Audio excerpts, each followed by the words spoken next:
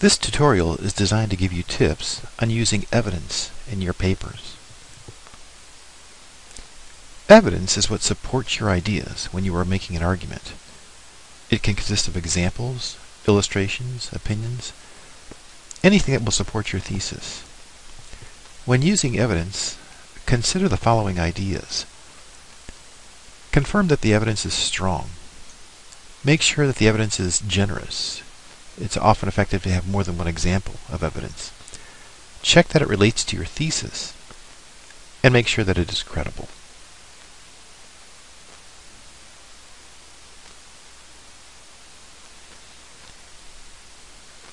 Let's talk about types of evidence. When researching, a writer will generally come up with two different types, a primary source and a secondary source. A primary source is a document, such as a speech, interview, musical piece, etc., something of this nature that represents an original source of information. A secondary source is opinions and ideas of others about your topic. An example of this might be Bob Dylan. Let's assume you have decided to write a paper on Bob Dylan. Now, this is a very broad topic, but you decided to focus the paper on Dylan's use of repetition in his song lyrics and the effects of the repetition on the messages of his songs. Well, if you found an article written by an author about Bob Dylan's use of repetition in his lyrics, this would be a secondary source. But if you used examples from 3 of his songs to illustrate the repetition, these would be primary sources.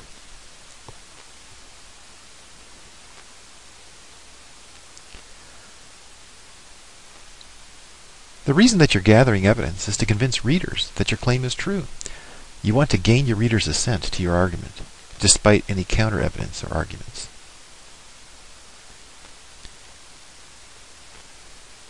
In dealing with supporting and conflicting evidence, as you put your argument together, you can use evidence that both supports and conflicts with your main point.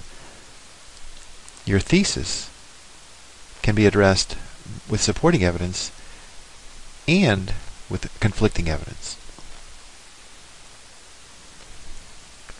If you find evidence that supports your thesis or claim, you'll want to try the following methods in using it.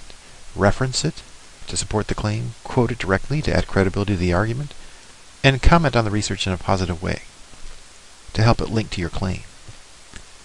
But for conflicting evidence, if you find evidence that doesn't support your main thesis or claim, you may want to try the following methods in using it. Present the counter-evidence and then argue against it. Or present another expert that counters the evidence. In other words, dueling experts. 2 different experts that take 2 different points or positions on your topic. Play the arguments against each other to perhaps come to a compromise position.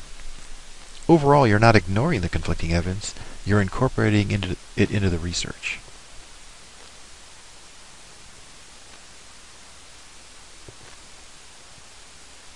The following are some pages that you might want to look up on your own to give you more guidelines on how to use sources effectively in your essays.